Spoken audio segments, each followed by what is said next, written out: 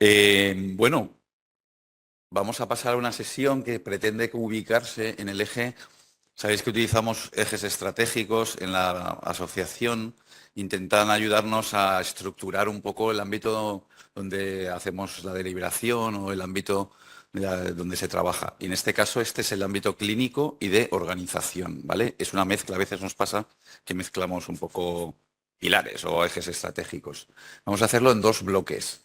Vais a pasar tres o cuatro, o sea, cuatro inicialmente. Me falta una persona que es Cindia Gómez, que si me oyes, pues te pasaremos al siguiente bloque, ¿vale? Bien, en primer bloque vamos a presentar cuatro comunicaciones de Carmelo Gómez, de Miriam Eimil, de Rosario Valverde y de Manuel Valledor. Lo digo para que vayáis calentando, que salís, ¿vale? En breve. Empezamos por Carmelo Gómez con una comunicación que es sobre la mejora de la relación terapéutica a través de un proceso de adaptación comunicativa y una consulta de enfermería geriátrica.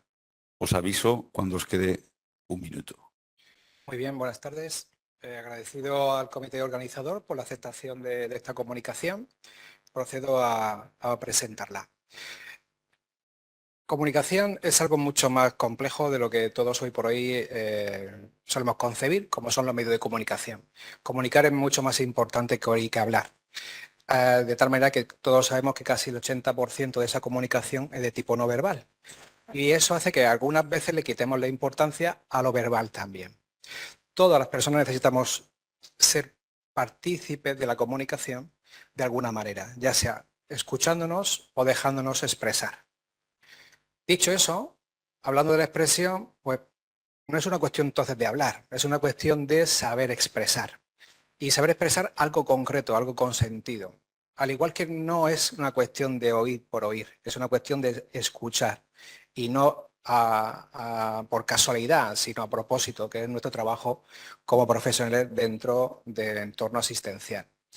Eso hace que los humanos entonces, a través de la comunicación, hacemos partícipes a otros seres humanos de la humanidad, de nuestra humanidad, y al mismo tiempo intentamos captar la humanidad de la otra persona, tanto en actos voluntarios como involuntarios de comunicación.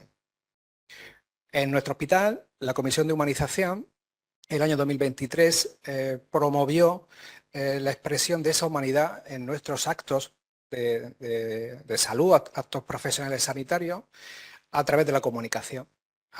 Bueno, la verdad es que al principio creo que forma parte del resultado, uno de los resultados de la comunicación. No sé muy bien qué significaba. Y bueno, sí que me consta que el Centro Regional de Bioquímica y Genética, que está ubicado en La Risaca, ya estaba trabajando y a través de la motivación de la doctora Juana María Marín de la Comisión de Humanización en Geriatría entró a formar parte de ese grupo.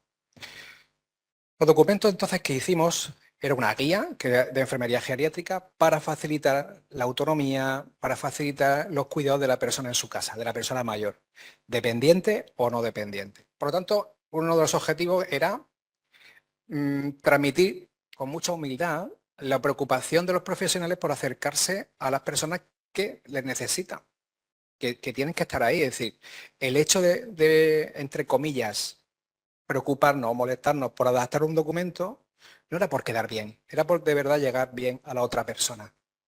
Y al mismo tiempo era dar la oportunidad a otras personas de, una vez que conocían la información que le estamos dando bien informado, poder debatir entre ellos y nosotros los objetivos y también las formas de su cuidado, planificar conjuntamente la atención. Esa es la guía habitual. De lejos no se ve muy bien. El documento de su derecha ya se ha adaptado. Y bueno, así visto parece que no tiene mucho sentido.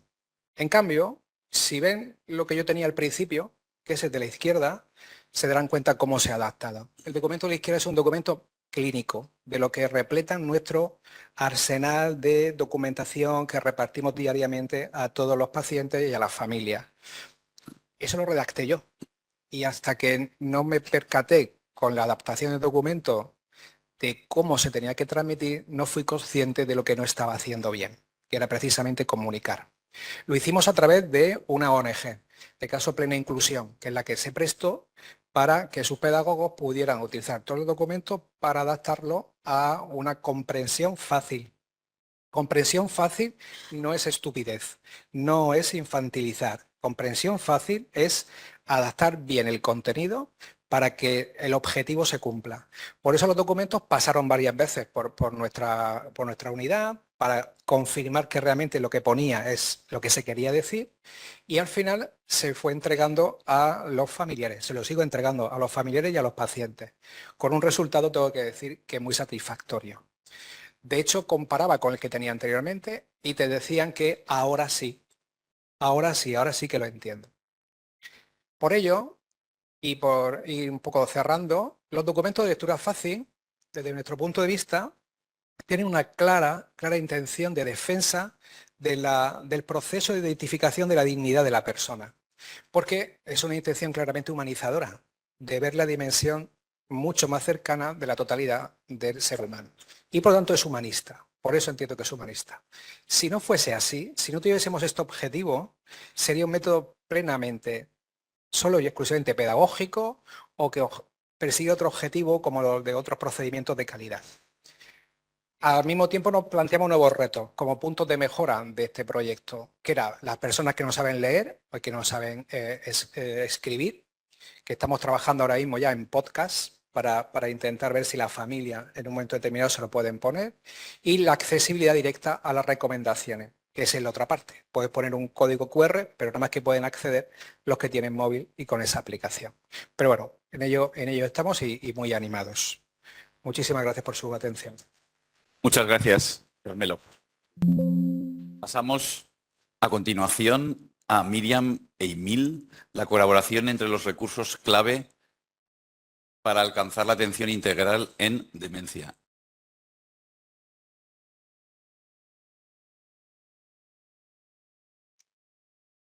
Doctora Emil tiene la atención de la sala. Bueno, pues la presentación la traigo yo, pero estamos detrás de ella Pilar, mi compañera que está aquí, y Sonia, que es la psicóloga de la Asociación de Alzheimer de Torrejón de Ardoz, para que nos hagamos una idea de las dimensiones que, o sea, si nosotros pensamos que la demencia es un problema a nivel planetario, pues nos vamos a agobiar. Si pensamos que es un problema a nivel estatal o del país, pues nos vamos a sentir frustrados por la incapacidad de organizarnos entre todos. Entonces pensamos que la mejor manera de intentar favorecer un cambio de actitud y poder facilitar a nuestros pacientes una atención integral era hacer algo a nivel local, ¿no? Para que os hagáis una idea, Torrejón de Ardoz es una población que está en la carretera de Barcelona, en Madrid, que tiene entre 130 y 140.000 almas. Si aplicamos la pirámide de población de Torrejón y le damos, aplicamos los valores de estadística de demencias, pues en los distintos estratos etarios, pues vamos a terminar encontrando que hay pacientes diagnosticados entre 3 y 4.500 y en riesgo, o bien que no están diagnosticados, pero tienen la demencia, pues entre 6.500 y 8.000. O sea que nuestra voluntad es acercarnos a estas personas y a sus familias. Por supuesto, tenemos en mente que nosotros trabajamos con el centro es la persona, pero en el caso de las demencias, igual que en otras enfermedades, es el binomio, la díada entre persona y su entorno y su familia. Entonces seríamos los recursos sanitarios, pero esta diada está envuelta también por una comunidad, por su tribu y por las instituciones y lo que las instituciones logran para vehiculizar pues, las necesidades y convertirlas en cosas prácticas que se puedan ofrecer. Desde nuestra fundación como hospital en el año 2011 hemos tenido cada vez un vínculo más estrecho con la Asociación de Alzheimer. Sabemos muy bien, ¿no?, quién era el imán y quién el clavo, pero el caso es que hemos terminado estrechamente unidos, ¿no? Entonces, consideramos que una forma de acercarnos primero dentro del binomio y luego hacerlo un poquito extensivo era colaborar muy estrechamente con la asociación.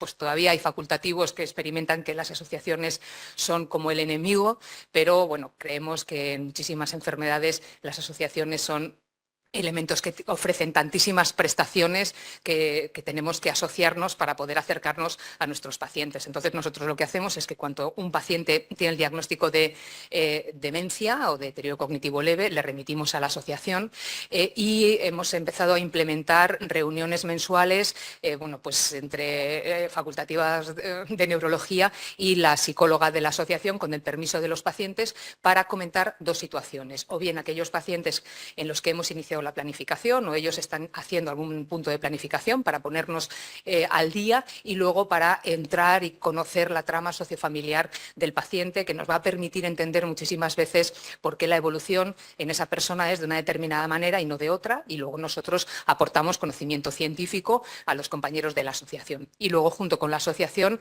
el Servicio de Neurología ha puesto en marcha las escuelas para familiares, y la psicóloga de la asociación nos acompaña en esa andadura que es apasionante. Pero no contentas con acercarnos a los ciudadanos individualmente, pensamos que a nivel local tenemos que encontrar elementos quizá un poquito, no micro, no macro, ¿no? Pero quizá en el meso, que para nosotros sería acercarnos al ayuntamiento y hacerle ver que esa etiqueta que tiene, como igual que otros muchos ayuntamientos, de ciudad amigable o solidaria con el Alzheimer, no es solo un membrete que pueden poner en la página web, sino que es importante que incluyan a las personas con Alzheimer en la vida de Torrejón, y además que implementen estrategias preventivas que sirvan pues, de prevención primaria o de retraso de la progresión de la enfermedad. Para ello hemos iniciado un proyecto de formación, en primer lugar, a la policía local, para que sepa manejar aquellas situaciones de alarma en las que o el paciente se ha perdido, o bien que está clamando, ¿no?, que está secuestrado, que está con un delirio, para que la policía sepa cómo manejarse en esas situaciones. Y luego, pues revisando la página web del ayuntamiento, pensamos que, dado que es un lugar al que los torrejoneros recurren para obtener información, pues les hemos orientado sobre el contenido que pueden incluir para que realmente sea un ayuntamiento que se vea que tiene interés en ser una ciudad amigable para el Alzheimer. Y luego, o para las demencias, tenemos pendiente para este año hacer reunión con el sector terciario para que los responsables de los comercios sepan manejar a las personas con demencia, y la idea sería reunirnos con la empresa local de transportes. Nosotros creemos que si no se puede o no se quiere, pero sí, desde luego que si no se intenta, no vamos a ningún sitio. Muchas gracias.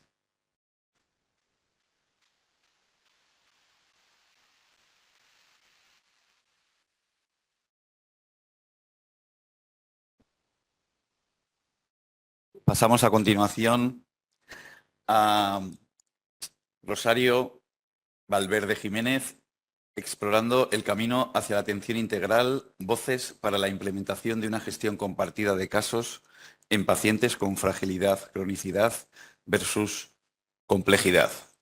Todo llega, Charo. Hola, buenas tardes. Bueno, quería comenzar primero que este artículo es un trabajo que sale de un proyecto que se plantea en el área 1 en 6 centros piloto, 6 centros de atención primaria. No sé si alguien está trabajando como profesional en atención primaria. ¿Hay alguien aquí en la sala? Vale. Bueno, pues como sabéis, en atención primaria, por lo menos aquí en los equipos de Murcia, se tiende a trabajar a través de la demanda, y es importante pues utilizar bien esa gestión de la demanda y a una población compleja, sobre todo personas con alta demanda de cuidado, pues que se haga como un replanteamiento en esa consulta, ¿vale? Entonces es un proyecto que se enmarca precisamente en eso, en ese abordaje de una fragilidad compleja. Bueno, este trabajo un poquito sale de ahí. Esa complejidad la medimos según la pirámide del Kaiser permanente. Es la población más pequeña, pero la que consume más recursos y la que ingresa más y necesita más cuidados. ¿Por qué? Porque la complejidad no solamente está en el concepto clínico, sino también puede ser una complejidad a nivel social o puede ser una complejidad en el contexto de los propios profesionales. Por lo tanto, el abordaje tiene que ser pues, más específico y un poquito más integral. Bueno, nos planteamos como objetivo identificar identificar pues, cuáles eran los desafíos y facilitadores en la implementación de la gestión compartida de casos. En este proyecto lo que se plantea es que haya un profesional, que en este caso de una enfermera como enfermera gestora de casos, que sea el profesional dinamizador de las reuniones de mini equipo, médico, enfermera, trabajadora social, para que hagan una gestión compartida del caso complejo y verdaderamente haya ahí una toma de decisiones para posteriormente incorporar también a lo que es al paciente, pero bueno, todavía estamos en la primera fase, que es que ese mini equipo médico, enfermera y trabajadora social hablen el mismo idioma y den el mismo mensaje común a todo, bueno, pues cuando vaya el paciente a la consulta, a cualquier consulta, pues que reciba el mismo mensaje y todos hablemos de lo mismo, ¿no? Entonces, pues hicimos un grupo de discusión en el que estaban el médico de familia y la trabajadora social para ver, pues bueno, cuáles eran esos desafíos, esos facilitadores a la hora de hacer esa gestión compartida del caso. Hicimos ese grupo de discusión donde se transcribieron, se grabó, fue 1 hora y media de intervención, se transcribió y las categorías que salieron, pues que había una escasez de experiencia previa en esta gestión compartida del caso y claro, pues podía haber alguna variabilidad a la hora de tomar esas decisiones o de trabajar de esa forma. También salió como categoría la importancia del trabajo en red, como estaba hablando Miriam, ¿no? La importancia de poner en común también qué hay en la comunidad para trabajar colaborativamente con todos los profesionales, no solamente desde el centro de salud, sino todo lo que es la comunidad. También salió como categoría la colaboración entre médicos de familia, las trabajadoras sociales y la enfermera, por supuesto, para que haya pues eso, pues una alivio de la carga emocional que supone el tratar con casos complejos, porque la complejidad en la toma de decisiones pues no es fácil. Y luego que haya una dedicación de tiempo a esa valoración conjunta de casos, porque como la gestión de la demanda que estábamos hablando es tan infinita, pues cómo se podían abordar esos espacios en las agendas para hacer esa gestión compartida. Como conclusión, pues bueno, pues que se ve que pues como esa experiencia previa en gestión compartida del caso es escasa, pues sí que sería interesante pues ya me he despistado. Muy bien. Que pase, vale. Que voy al revés, ¿verdad?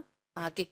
Como conclusiones, pues que la experiencia en gestión compartida de casos es escasa y bueno, pues que es importante pues tener capacitación, por eso se están haciendo formaciones precisamente para esa gestión compartida, que el trabajo en red como parte fundamental de implementación de esa gestión compartida de casos, que la colaboración y hablar en el mismo idioma, el mini equipo es fundamental para entender que así podemos llegar a conclusiones y a un objetivo común y que bueno, esa promoción de esa cultura organizacional, porque fomente esa valoración conjunta, pues es un nuevo paradigma a lo que vamos y a lo que entendemos que es una forma pues innovadora de trabajar, a pesar que por sentido común entendemos que hay que trabajar así, pero en la práctica no se lleva a cabo.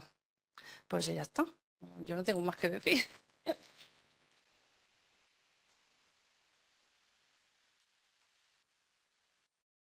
Cindia Gómez Pérez, a continuación, estudio exploratorio de las actitudes ante la adecuación del esfuerzo terapéutico de los profesionales sanitarios.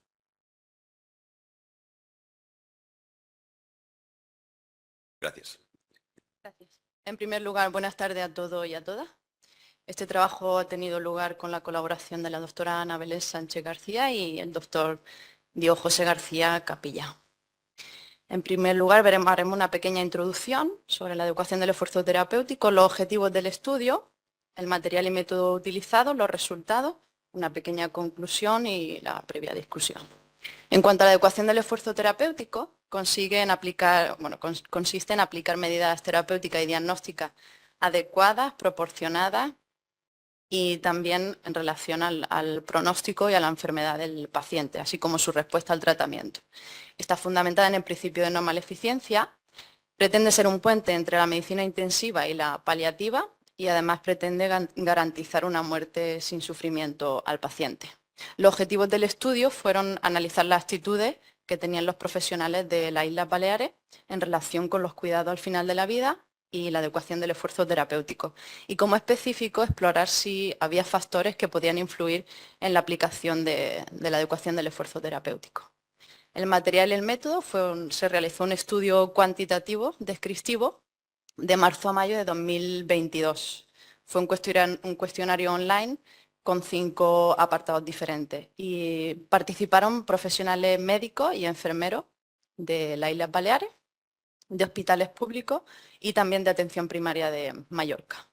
En los resultados vemos que la muestra general fueron 456 profesionales, de los cuales un 75% eran mujeres, una edad media de 43 años, y la mayoría, el 66%, eran enfermeras. Además, un 41% de la muestra se consideró creyente en alguna religión.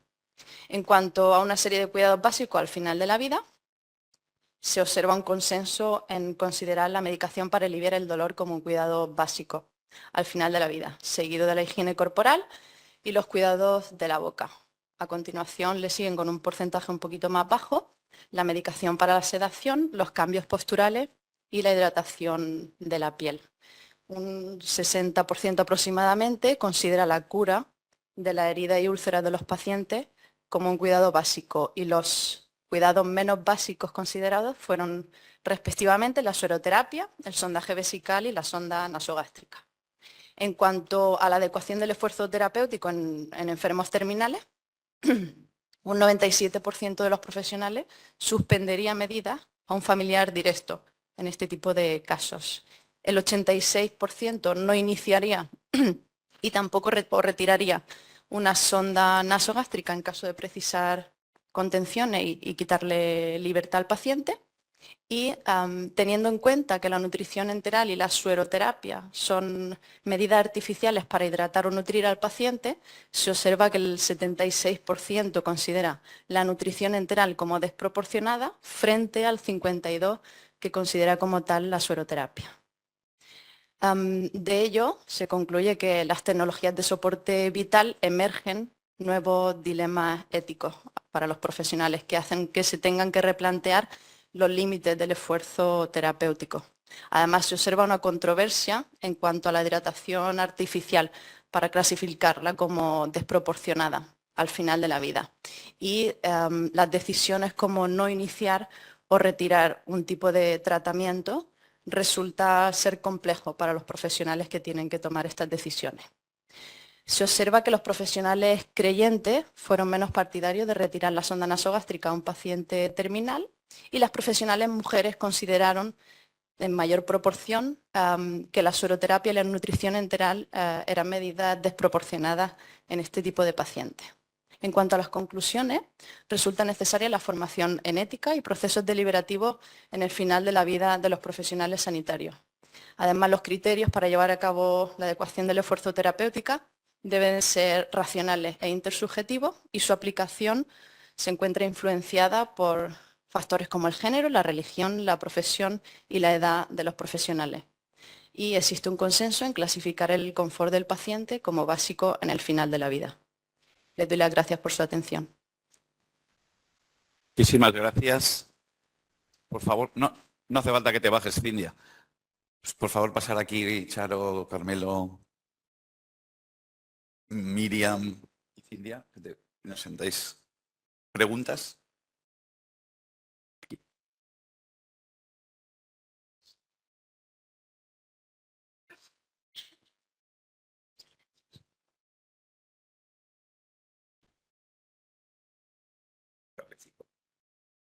Sí, buenas tardes, gracias. Yo quería preguntar a Miriam, creo, ¿no? De Neurología de Torrejón. Miriam, eres, felicitarte por la presentación. Yo creo que he cogido cosas muy interesantes, como lo de la policía local, que en el municipio donde vivo ya lo voy a sugerir.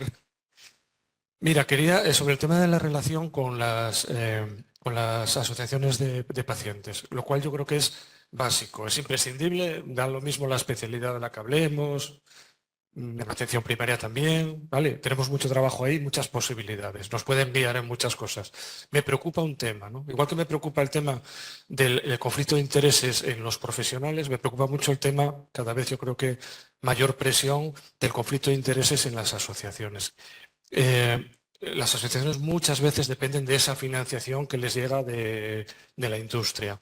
Y igual que sí que tenemos ya cierta regulación del conflicto de intereses de los profesionales, no ocurre así en el caso de las asociaciones, ¿no? Yo no sé si, a mí se me ocurre, pero no sé si lo compartes, si la solución pudiera estar en en una exigencia, en su momento puede ser legal, pero yo creo que de tipo ético, de que hagan una transparencia, de que haya, igual que cuando nosotros ponemos una comunicación, la segunda diapositiva es el conflicto de intereses, pues de alguna manera las asociaciones puedan tener en su página web, en cualquier sitio, los conflictos de intereses de financiaciones. Gracias. Mira, al principio del funcionamiento del Hospital de Torrejón había una residencia muy privada, muy mayoritaria en el área, que tenía centro de día.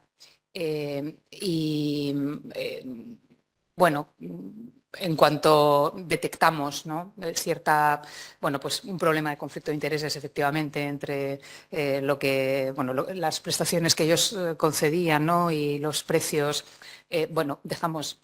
desapareció, ¿no?, de nuestro discurso. Antes era la asociación, el centro de día de X y la asociación. No. Intentamos, es verdad que en esta recomendación nuestra, sabemos que nuestra asociación en concreto de lo que se nutre, que es bastante conflicto de intereses, desde luego, mucha subvención del ayuntamiento, ¿no? Entonces, dentro de ahí ya sí que confiamos en que la transparencia entre el ayuntamiento y la asociación sea lo suficiente como para que el conflicto de intereses sea mínimo. De la industria, poco, esta asociación poco, ¿no? Y la mayor parte son las subvenciones del Ayuntamiento de Torrejón, a las que optan dentro del AFA, de la Confederación Española de Asociaciones, y luego el pago que hacen los propios usuarios. Y, por ejemplo, una cosa que nos preocupa cuando recomendamos a la gente la asociación es que hay gente que todavía no tiene la ley de dependencia, ¿no? Y eso supone que ellos tienen que hacer un desembolso. De alguna manera estamos recomendando, es un poco dolor, eso genera un poco de escozor, le estamos recomendando a la gente algo que es una prestación privada, pero lamentablemente todavía la terapia no farmacológica y todo lo que supone la prestación de la asociación no entra dentro de la seguridad social de ninguna de las maneras, ¿no?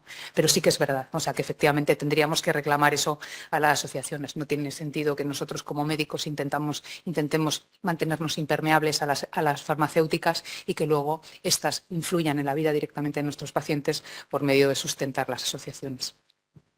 Gracias. ¿Alguna pregunta? Yo tengo una. Para Miriam. Adelante. Miriam, yo como enfermera de atención primaria me llama la atención o me gustaría un poco la recomendación de que en ese proyecto también se incluyas a los equipos de atención primaria, que no los he oído, ¿no? Y creo que tienen un componente fundamental en esa... pues eso, a ver qué opinas. Justo, ¿no? Tienes razón. La atención primaria en nuestra área es una atención primaria que ha estado muy revuelta por traslados, concursos, muchísima sobrecarga. Hay muchos ambulatorios que tienen una sobrecarga que incluso han renunciado a la docencia. Entonces, implicarlos nos resulta complejo. Este año hemos empezado un proyecto de colaboración del Servicio de Neurología, de algo así como, ¿no?, de adoptar un ambulatorio de todo el servicio, ¿no? Vamos a encargar 2 profesionales de ser la vía directa con los médicos de primaria de cada ambulatorio, y esperamos que con eso podamos un poco permear estas ideas y que la atención primaria participe. Es que es obvio, ¿no? Quien tiene que hacer esto es un poco absurdo. Un especialista planteando estas cosas cuando la atención longitudinal la dais vosotros, ¿no? Estamos en ello. Nos has pillado. Está bien que quien promovía, ¿no?, la implementación de la gestión compartida también estimule a quien promueve la integración de colaboración entre recursos. Así que gracias a todos y gracias a Carmelo y a Cindia también por la aportación de elementos de lo que pensamos los profesionales y de cómo comunicarnos mejor, ¿no?, con los pacientes, informar, humanizar un poco también en esa información que es muy relevante. Pasamos al segundo bloque. Gracias a los 4.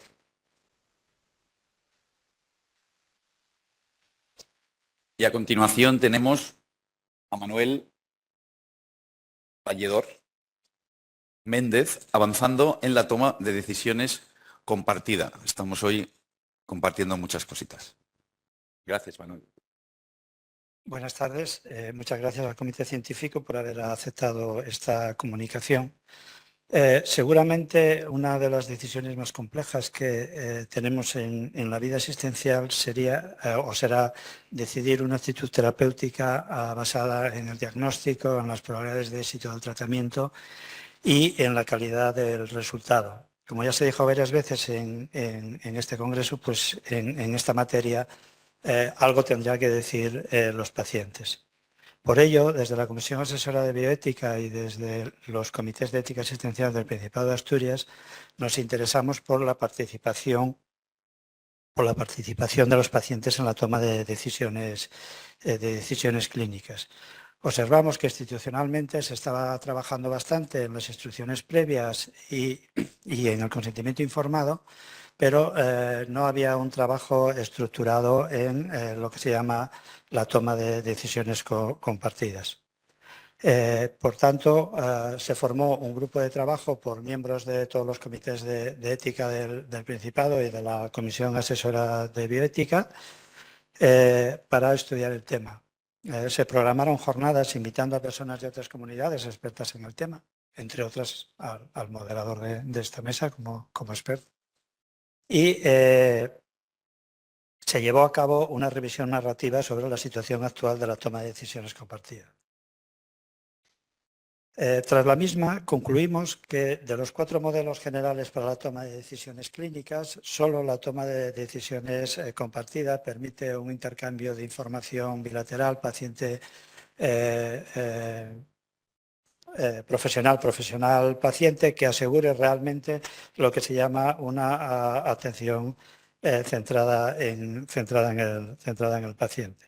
Y también se llevó a cabo una revisión narrativa para ver el estado actual del tema. Tras la misma, perdón, me he liado en este diapositiva. Al documento final de la revisión se añadió también una propuesta de acciones a desarrollar para la implementación de la toma de decisiones compartidas en la comunidad, que afectaba a los 4 agentes, al sistema sanitario, a los profesionales, a los pacientes familiares, obviamente, y al menos inicialmente a los comités de ética. Y, como ven en la diapositiva, se incluyen medidas de sensibilización, difusión, formación y elaboración de materiales de ayuda.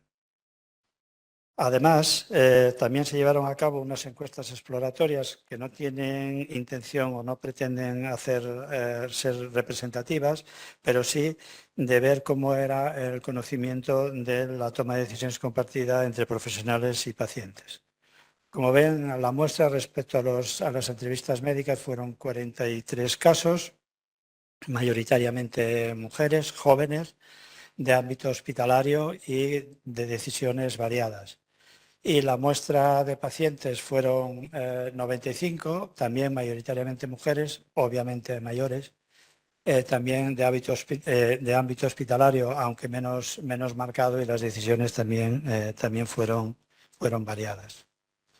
El cuestionario que se utilizó fue el Shared Decision Making, de 9 preguntas, que está validado en castellano, en este caso para pacientes. Como ven en lo remarcado en rojo en la columna de la derecha, aquellas preguntas que valoraban la información recibida, bueno, pues salieron más o menos bien parados, o salimos más o menos bien parados los profesionales. Sin embargo, aquellas preguntas que lo que trataban de explorar era la sensación que tuvo el paciente de que a los médicos nos interesaba su participación, pues claramente salieron menos favorecidas. Y me llama la atención una pregunta añadida a este cuestionario, que fue la última, en la cual, como ven, prácticamente el 36% de los pacientes se inhiben en participar en la toma de decisiones y delegan en el profesional médico. Esta es la misma encuesta, pero en este caso validada para profesionales. Como ven, somos mucho más optimistas, sobre todo en la información que damos. Hay un poco más de disparidad en cómo nos interesamos por la participación del paciente, que la mediría la segunda pregunta. Y luego, como ven, más del 70% se apartan del modelo paternalista, pero sin embargo prácticamente el 60% tienen dificultades para aplicarla en su consulta diaria.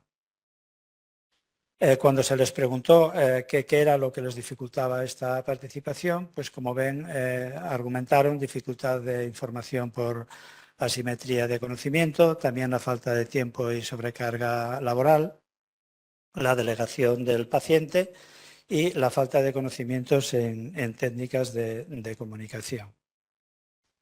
Y como conclusiones, pues pensamos que la toma de decisiones compartida favorece la atención centrada en el paciente, que en nuestro medio la toma de decisiones compartida tiene un respaldo tanto legal como ético, que la toma de decisiones compartidas es un proceso viable y adecuado por el encuentro clínico, hecho que ya quedó de manifiesto en la mañana, y que son barreras para su implementación la dificultad de información por asimetría de conocimiento, la falta de tiempo, sobrecarga laboral, la delegación del paciente y la falta de conocimientos en técnicas de comunicación. En la toma de decisiones compartida es necesaria la implicación de los pacientes, familiares, entorno íntimo, profesionales e instituciones, y que los comités de ética para la atención sanitaria pueden ser actores facilitadores en el desarrollo de la toma de decisiones compartida. Muchas gracias. Muchas gracias. A continuación, pasamos a la doctora Marina Gandía Herrero, Semiología de la planificación compartida de la atención, actualizando el lenguaje clínico documentado para acompañar la deliberación bioética a lo largo del proceso de enfermedad. Adelante. Gracias. Buenas tardes. Pues lo que queremos nosotros compartir esta tarde con vosotros es este trabajo que estamos realizando, intentando actualizar el lenguaje clínico que utilizamos para mejorar esos registros de la deliberación bioética que hacemos con los pacientes, acompañándoles en su proceso de enfermedad y que tampoco vemos en las historias clínicas. Hablo en representación de todo un grupo de trabajo de PCA de la región de Murcia. Y lo que queríamos poner de manifiesto es, como decía el compañero también, esa dificultad de los profesionales a la hora de explorar esta vivencia de enfermedad que vemos ahí representada y que necesitamos herramientas que nos ayuden a explorarla y que nos ayude a registrarlo también en estas historias clínicas, este lenguaje de documentación. Es lo que pretendemos con esta propuesta en la que proponemos estos cuatro bloques de registro y de exploración. Uno sociofamiliar, otro clínico, otro biográfico y otro de deliberación y de plan de actuaciones. Y en cada uno de ellos proponemos una serie de alertas que consideramos que son esas situaciones que no se nos pueden escapar, que tenemos que explorar y que tenemos que seguir en el tiempo evaluándolas.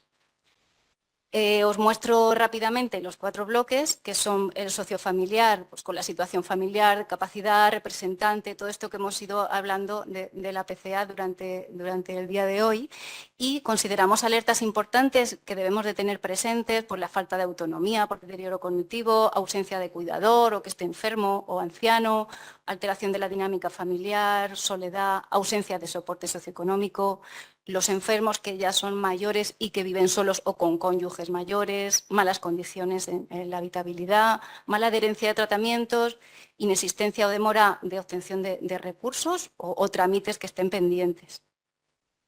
En el bloque clínico, por un lado destacar que son distintas etapas las que podemos ver en los pacientes y que también las trayectorias son distintas y que las alertas que proponemos en este bloque tienen que ver cada una con la trayectoria de enfermedad del paciente, que como sabemos va a ser muy distinta si se trata de un paciente con una enfermedad de órgano o con fragilidad o oncológica. Aquí las alertas serían en cada una de estas trayectorias complicaciones, síntomas de mal pronóstico y tratamientos específicos propios de esa enfermedad. El bloque biográfico, que creo que es donde más ayuda necesitamos los profesionales, es este de explorar amenazas, experiencias, sufrimientos, expectativas, el conocimiento de la enfermedad, los recursos y fortalezas, cómo toma decisiones el paciente, cómo es su red de cuidados, cómo es su espiritualidad.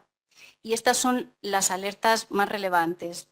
negación, disonancia diagnóstica o pronóstica, desbordamiento emocional, desistimiento de tratamiento, riesgo o presencia de conspiración del silencio, malas experiencias pasadas, ausencia de representante, conflictos entre los familiares, asuntos pendientes, situaciones de crisis y el deseo de adelantar la muerte. Como veis, todas ellas muy importante seguir reevaluándolas. Y en el último bloque habría una narrativa de esa toma de decisiones compartida y un plan de actuación tanto de decisiones como de seguimiento. Hablamos de planificación compartida de la atención seguida en el tiempo, en el que podamos establecer unos objetivos asistenciales y un acuerdo en la intensidad asistencial. Y, por supuesto, si hay algún registro formal o deseos de donación, sería el lugar donde indicarlo. Las alertas que proponemos aquí serían si detectamos que puede haber problemas en la continuidad asistencial o un riesgo de sufrimiento intolerable. Tan importante que lo evaluemos lo más precoz posible. Estas son las conclusiones, que creemos que herramientas como estas pueden ayudar en la exploración y en el registro, de manera que tengamos unos planes de actuación que todos podamos ir revisitando y acompañando al paciente en su vivencia de enfermedad. Gracias. Muchas gracias. Gandía, pasamos a continuación a la siguiente comunicación que va a realizar Olaya Arana Álvarez. Quiero que sepas que lo vas a hacer esto. No, guía para la planificación del cuidado de mi vida de manera compartida. Eso es. Bueno, buenas tardes. El título del documento que voy a presentar es Quiero que sepas. Es una guía que hemos hecho desde el Comité de Ética de Intervención Social de Guipúzcoa. Bueno, pues hablando de planificar los cuidados, se empezó a gestar en la época de pandemia, en donde vimos que los conflictos, los valores se enfrentaron mucho, sobre todo el tema de la seguridad con el tema de la autonomía, y no queríamos quedarnos simplemente en reflexiones, queríamos hacer algo práctico, y entonces, bueno, pues queríamos abordar un poco la centralidad de la persona, poner en valor, o sea, poner el foco en los valores de la persona y para permitir un poco que podamos tener una vida que merezca la pena ser vivida. Para eso, los objetivos que tiene un poco esta guía es iniciar un proceso de construcción dialogado con las personas cercanas y favorecer la planificación con las decisiones del día a día, con las decisiones que importan, que son las, pues bueno, al final son las importantes, ¿sí? Para que en momentos de fragilidad y en momentos de dependencia, pues pueda contar con un acompañamiento más equilibrado en donde yo sea la protagonista de mi vida. Este documento abarca bastantes apartados y bueno, pues va desde qué costumbres tengo pues a la hora de levantarme, a la hora de la ducha. Aquí cada uno se ducha a horas diferentes, qué horarios tenemos, qué actividades nos gustan, que para que mi vida sea buena, qué es lo que me gusta de las personas que aprecio, si me gusta o no me gusta que nos abracen, nos acaricien, nos digan palabras cariñosas. Los vascos aquí tenemos un problema con esto.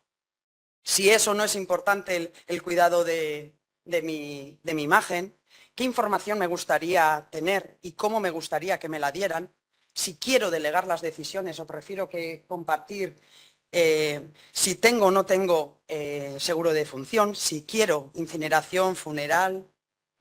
Bueno, todo esto se lo presentamos a la diputada de Cuidados y Política Social, que dijo, esto no quiero que se quede en un cajón. Por lo tanto, nos motivó a que hiciéramos toda una fase de difusión pedagógica en donde estuvimos con profesionales de diferentes ámbitos, con unos 400 profesionales y con la ciudadanía también, unas 1000 personas también de todas las comarcas de Guipúzcoa.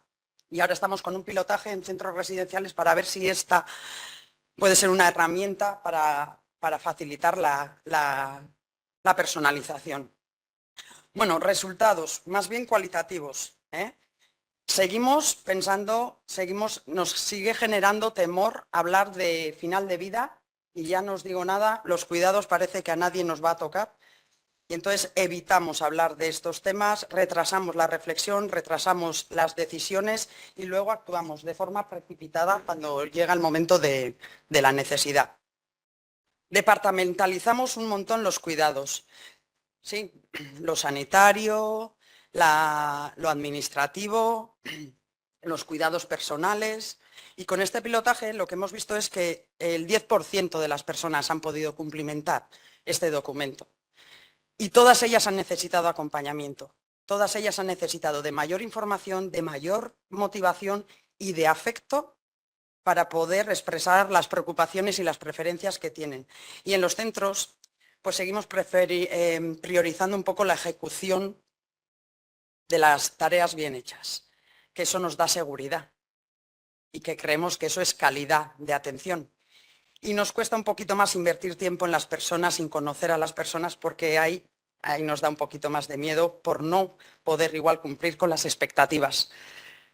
Más que conclusiones, hablo de retos que deberíamos de anticiparnos, deberíamos de prevenir, sensibilizarnos todos y promover una cultura de cuidado, porque todos vamos a necesitar cuidados. Y si somos profesionales es fácil hablar de vamos a hacer una planificación compartida, pero ahora poneros en la situación en vamos a hacerlo con nuestros padres. Ahí ya se nos empiezan a remover más cositas. Importante la participación de las personas en las decisiones que nos afectan a nosotros en nuestra vida y asumir la responsabilidad individual de no posponer la planificación. Hay que abordar los cuidados de una forma integral, en donde no hagamos un documento para lo médico, sino que hagamos un proceso en donde podamos abarcar los cuidados personales, los afectivos, los médicos, los administrativos, los de representación, y deberíamos de seguir capacitando a los profesionales con una mirada más ética para ver si equilibramos un poquito los límites y las normas de los centros comunitarios, formamos más en métodos deliberativos y fomentamos la participación de las familias y de los usuarios. Porque al final, a las personas que he preguntado, que se encuentran en la fase en donde están ya conviviendo con la fragilidad, la necesidad de cuidados y de la dependencia, lo que quieren para que su vida sea digna y tengan una vida que merezca la pena ser vivida es respeto, tranquilidad, humanidad, que se les escuche un poquito más y que se les trate con cariño. Es que ricasco. Muchas gracias. Olaya.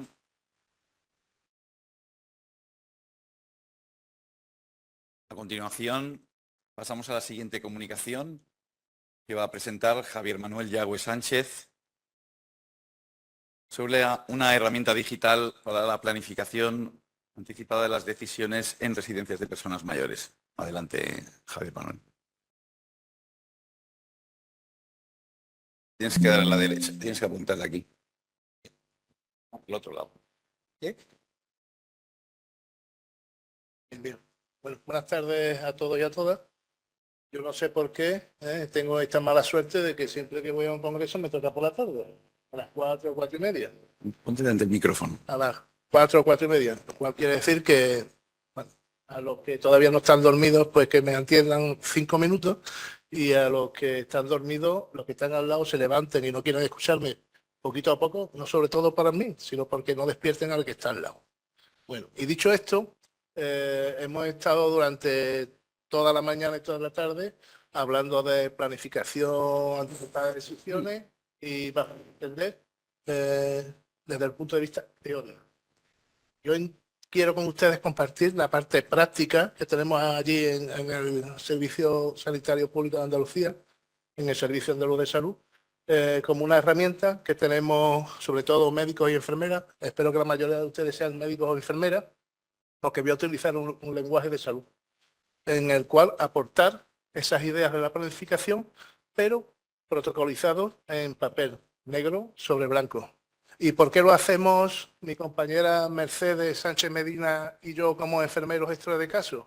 Porque sencillamente somos enfermeros gestores de casos hospitalarios, de la misma forma que lo hay en primaria, y por nosotros pasan todos y cada uno de los pacientes, de ese 5% de pacientes que en la pirámide de Kaiser permanente son los más vulnerables, los más complejos, y por nosotros pasa. Entonces estamos intercomunicados no solamente con su médico o médica en el hospital, sino también en atención primaria y en este caso con los médicos y los enfermeros de residencia de mayores.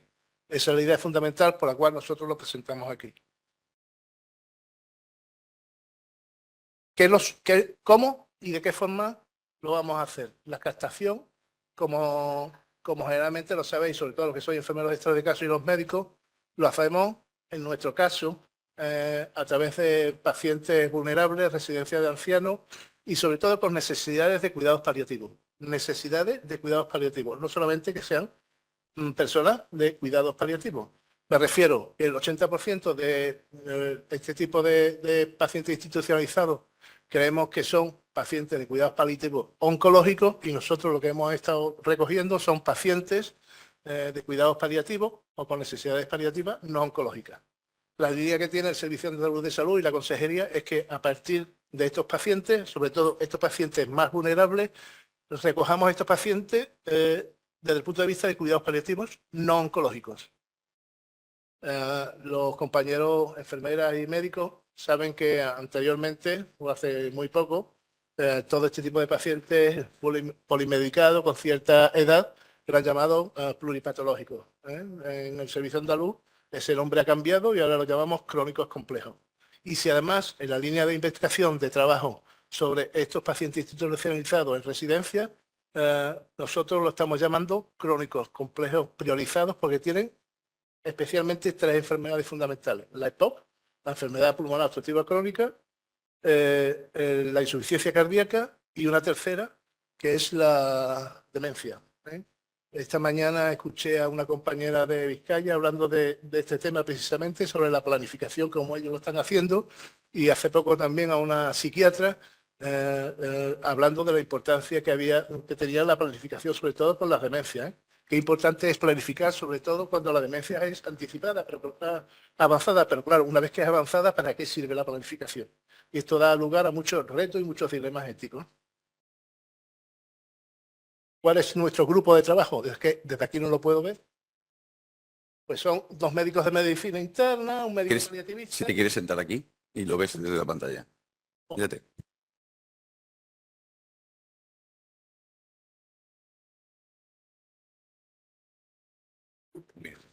Un minuto y medio. Buah. Bueno, pues ese es el grupo de trabajo. Como os dije, yo soy solamente el representante de todo esto. Hay médicos, hay médico paliativista, enfermeros de caso hospitalario, médicos de urgencia y una supervisora.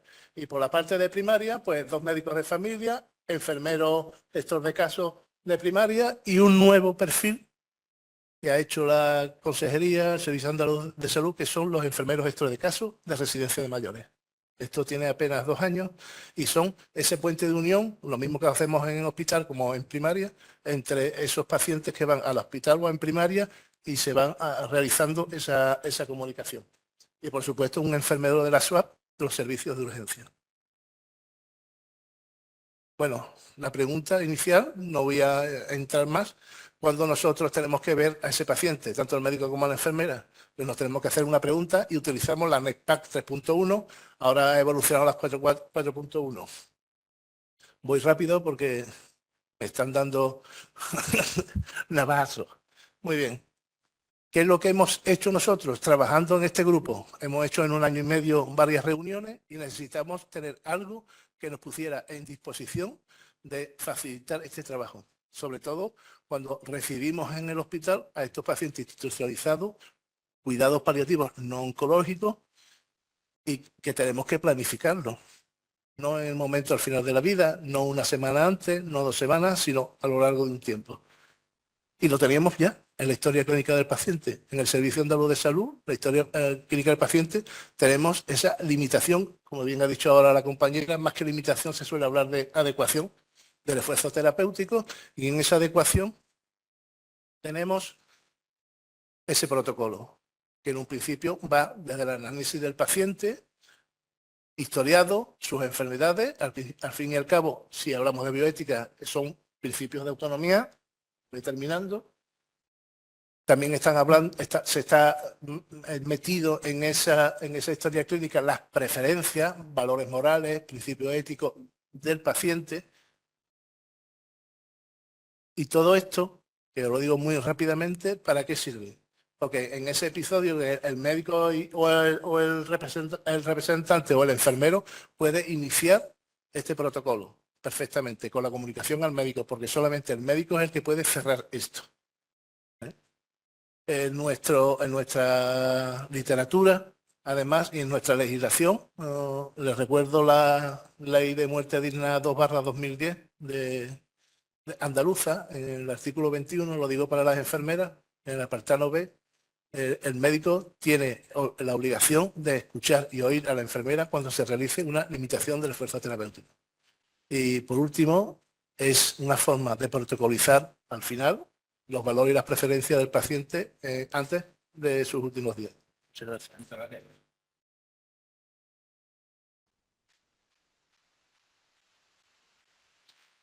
Pasamos a la última comunicación de este bloque y de esta sesión con Yasone Vicente Arteche, voluntades anticipadas en atención primaria. Adelante, Yasone. No, te lo devuelvo. Es la derecha el que está de esta. Muy bien. Buenas tardes y muchas gracias por dejarme compartir con vosotras esta pequeña comunicación. Seguramente vamos a oír muchas de las cosas que se han dicho, sobre todo esta tarde, pero bueno, empezamos con... sabemos que cualquier persona con los requisitos legales y en cualquier situación vital puede anticipar sus voluntades para que en caso de incompetencia dirijan la toma de decisiones clínicas. Es en el final de la vida o en personas con patología crónica compleja donde cobra especial sentido, siendo preferible esto en un contexto de planificación compartida de la atención. Realmente es un planteamiento deliberativo entre paciente y profesionales sanitarios que además debería de ser proactivo, oportuno, integrado en la atención. Las cualidades de nuestra atención primaria, como son longitudinalidad, proximidad y accesibilidad, la convierten en un ámbito idóneo, aunque no el único, para su promoción. La voluntad del paciente, referida a las instrucciones previas, puede ser expresada en el contexto de la relación sanitaria de una manera oral, quedando constancia en la historia clínica. Pero la mejor manera de asegurar su cumplimiento en cualquier circunstancia es hacerlo a través de un documento legal. La Ley Básica de Autonomía del Paciente da un trato especial al derecho a la autonomía al introducir la regulación sobre instrucciones previas que contempla los deseos del paciente expresados con anterioridad. A partir de esta ley hay un desarrollo autonómico y en nuestra comunidad, en nuestro País Vasco, la Ley de Garantía de los Derechos y de la Dignidad de las Personas en el proceso final de la vida, en su artículo 8.2, incorpora la posibilidad de registro desde el centro de sanitario e incorporación en la historia clínica del documento de voluntades anticipadas existente en el registro vasco. También el decreto del 2003 por el que se crea y regula el registro de vasco de voluntades anticipadas ha recibido o ha tenido varias modificaciones. La primera, en el 18, con la descentralización de ese registro. Y la última, este año, a primeros de año, en el 2024, una segunda modificación con la posibilidad de habilitar a los profesionales sanitarios como personas encargadas del registro vasco. Entre nuestras fortalezas en atención primaria tenemos unas cuantas, ¿no? Hemos hablado del decreto del 2018, la primera modificación, y ahí vemos que el consejero de Salud anunció que las ciudadanos vascos que lo deseen, podrán redactar el documento con la asesoría de su propio médico de familia y otorgarlo posteriormente en el propio centro de salud a través de la fórmula de los 3 testigos, actuando como tales otros profesionales del centro de salud. En Vizcaya, estuvo en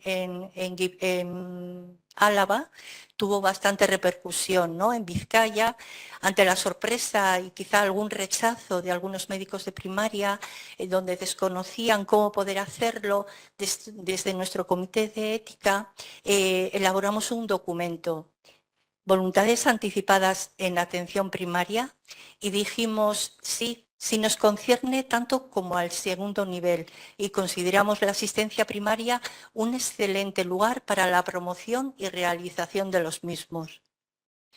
En primaria, nuestra principal fortaleza es una atención próxima, longitudinal, donde podemos y debemos proveer información necesaria para que el otorgante conozca adecuadamente qué son las voluntades anticipadas, el proceso deliberativo, la proactividad, especialmente en enfermos crónicos, complejos o terminales, y el modelo grupal.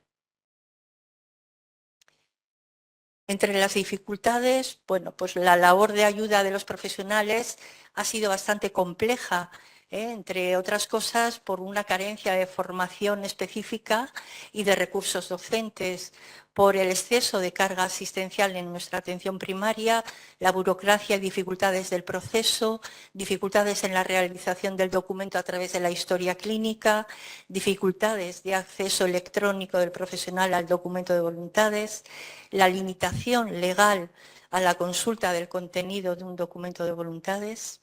En todo caso, se recomienda que el registro en historia clínica de los valores, expectativas y preferencias que el paciente ha manifestado en la relación clínica, haya o no realizado el documento de voluntades, se lleva a cabo, ¿no?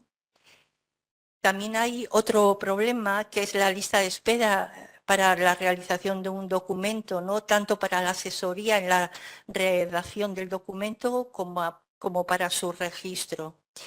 En el 2023 en Euskadi hay un total de 9.000, se realizaron 9.000 registros de documento de voluntades, que suponen un incremento del 40% respecto al año anterior, 2022.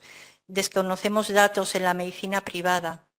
Y también contribuye a esta lista de espera la posibilidad legal de acceder a la prestación de eutanasia si ello se ha recogido expresamente en un documento de voluntades. En el País Vasco, especialmente en estos últimos años, se han encontrado soluciones que permiten desbrozar estas complejidades. Entre ellos, los avances normativos que ya hemos comentado, experiencias grupales que se han llevado a cabo en el Colegio de Médicos, por ejemplo, ¿no? Y también una docencia específica que en concreto en Osakidetza, en el 2017 se ha incorporado al contrato programa, ¿no? Y también la mejora en la historia clínica. Desde el 2015 hay un acceso directo al registro de voluntades anticipadas del País Vasco desde nuestra historia clínica Osabide Global. Pero bueno, aún queda camino, siendo necesario que enfermeras y médicos de atención primaria... Tenemos que acabar. Tenemos que acabar. Acabando, sí. Nos veamos con tiempo asistencial y formación adecuada para asesorar desde la confianza en una planificación anticipada de la atención y cuidados sanitarios y en la elaboración del documento que una persona autónoma, capaz y bien informada debe otorgar. Muchas gracias, Yasone.